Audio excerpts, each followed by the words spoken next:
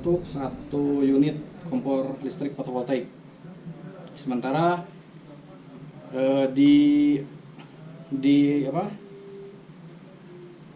pada saat implementasi saya mengalami banyak percobaan dan kegagalan, jadi membengkak menjadi 2 kali lipat, jadi 1,9 juta. Di awal saya merancang untuk membuat casing 3 dimensi menggunakan 3D printing. Pertama saya ajukan kepada divisi pengembangan, kepada Pak Elan, dulu pernah ada printer 3 dimensi, namun ternyata tidak ada, jadi saya cancel untuk rancangan 3 dimensinya. Selanjutnya saya fokuskan kepada kompor induksinya, set dan spare-nya, lalu controller dan solar panel. Jadi dapat harga segini dari awal 70.000 yang dicanangkan. Oke, simpulan akhirnya saya simpulkan seperti ini. Kompor listrik saya hargai dengan 770.000. Sementara kompor konvensional termurah saya state di 700.000. Lalu tabung gas 12 kilo dengan isi baru 700.000 juga. Selanjutnya kita hitung biaya bulanan untuk kedua kompor. Pertama, kompor listrik yang saya buat menggunakan daya 180 watt. Lalu dari tarif dasar listrik PLN per Desember 2020 ini seharga 1.400 sekian rupiah per kilowatt hour. Jadi pertama kita konversi dulu 180 watt menjadi kilowatt, jadi 0,18 kilowatt. Selanjutnya dikalikan dengan 60 jam per bulan, karena asumsi di sini kita menggunakan kompor 2 jam per hari, kali 30 jadi 60. Selanjutnya dikalikan dengan harga kilowatt hour tadi, dihasilkan 15.000. Selanjutnya untuk biaya kompor konvensional menggunakan tabung 12 kilo didapat harga 148.000 per bulan. Maka untuk rasio biaya tahunannya tinggal kali 12. Jadi yang tadi saya dapatkan 15.000 sekian kali 12 menjadi harganya 150.000 per tahun. Sementara untuk konvensional harga tabung 148.000 kali 12 mendapatkan hasil nilai akhir 1,7 juta per tahun. Jadi rasionya 1:9 antara set kompor fotovoltaik dengan kompor konvensional. Selanjutnya, jika investasi awal tadi ditambahkan dengan biaya tahunan, dihasilkan hitungan seperti ini. Pertama, membeli 770.000 ditambah operasional per tahun menjadi nilai 960.000. Sementara untuk kompor konvensional 3,2 juta. Jadi rasionya 1:3,3. Oke. Untuk peserta saya rasa cukup. Jika ada yang ingin video akhlak bisa diselesaikan juga dan dikirim ke PT Inti Official. Oke. Terima kasih, Pak.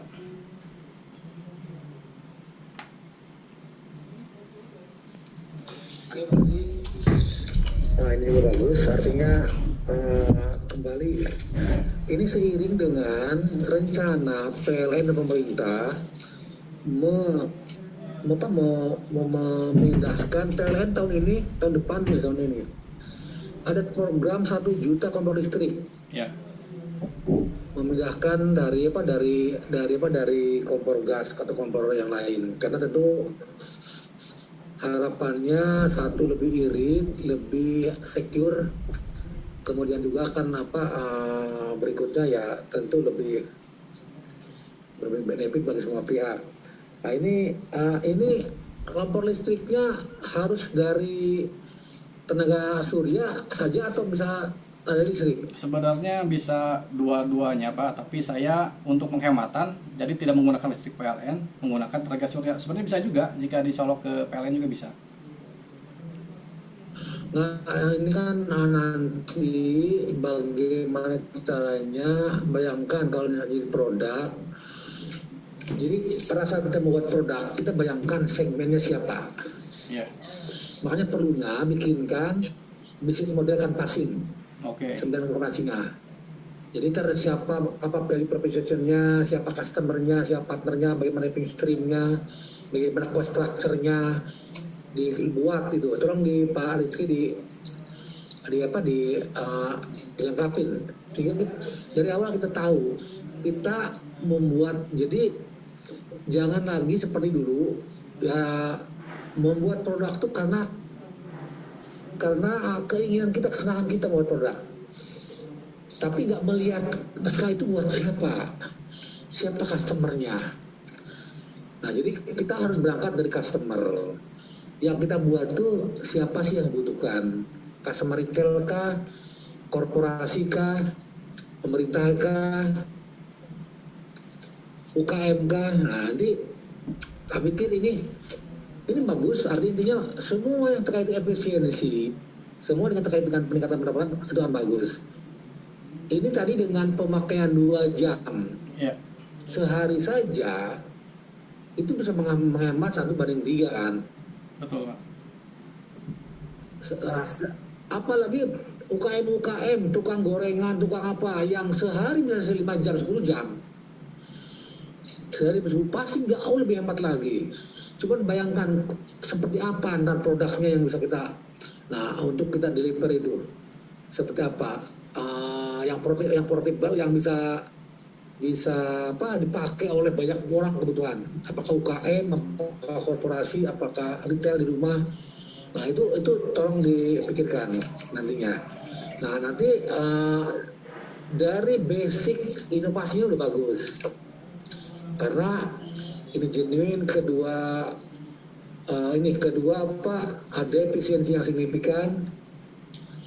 Kemudian juga tinggal bagaimana kita mengarahkan kemana segmennya. Jadi tolong lengkapin 9 model bisnis canvassing. Kemudian tadi seperti Pak tadi lalu mengatakan bahwa harusnya setiap inovasi harus berawal dari produk serupa yang ada.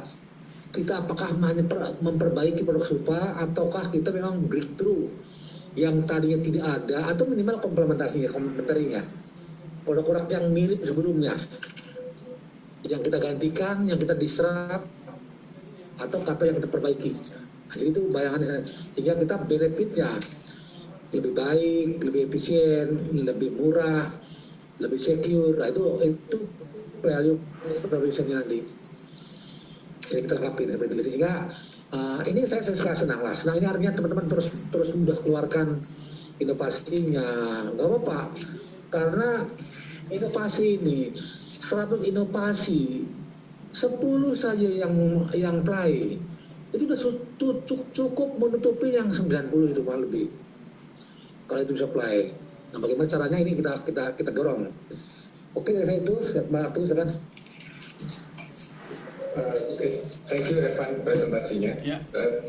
Komen saya mirip dengan Pak Oi, tapi sudah terwakili Pak Oi tadi tentang segmennya siapa sebetulnya, karena ini pasti berangkatnya juga dari latar belakang sehingga dilakukanlah inovasi seperti ini untuk menyelesaikan masalah tadi.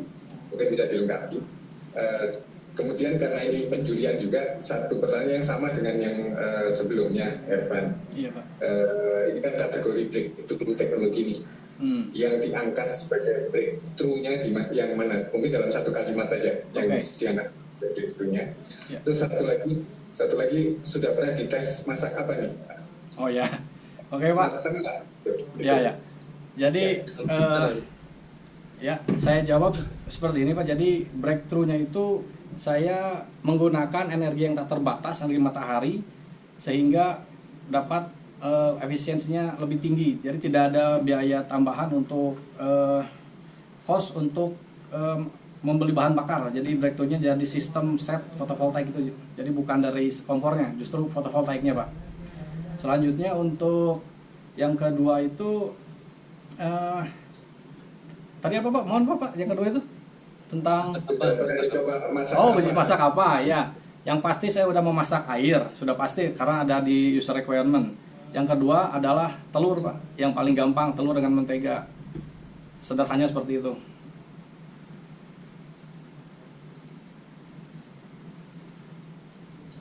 Oke. Ya. Mungkin dari tinggal berikutnya kemasan ini ya Pak, ya. Packaging betul Pak. Produknya tadi. Ya. Oke, mungkin dari saya mungkin saran saja karena kan kemarin waktu Sudah pernah Tadi ya, kan Pak. sempat juga sama Ya. Evan ya. Betul. Ya. Jadi kalau dengan produk kompetitifnya kan kemarin saya sempat sampaikan itu saya coba searching sendiri. Sekitar 300 ribuan itu ya, Ya, ya. kompor listrik. Nah, mungkin perlu strategi pada saat nanti launching produk ini.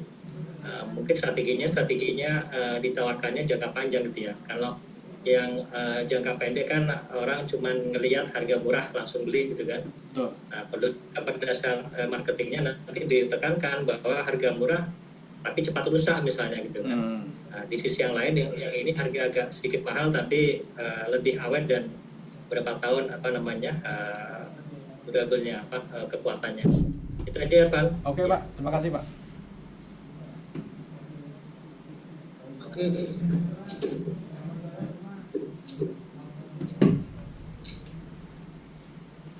Sudah tidak ada pertanyaan lagi, Bapak Direksi. Baik, terima kasih, Mas Ervan, makasih. Ya. Oke, sama-sama, Bu. Mungkin cukup sampai di sini. Ya. Selanjutnya masih di kategori teknologi breakthrough, kelompoknya Mas Santoso. Ini antena ADSB, Pak. Silakan Mas Santoso.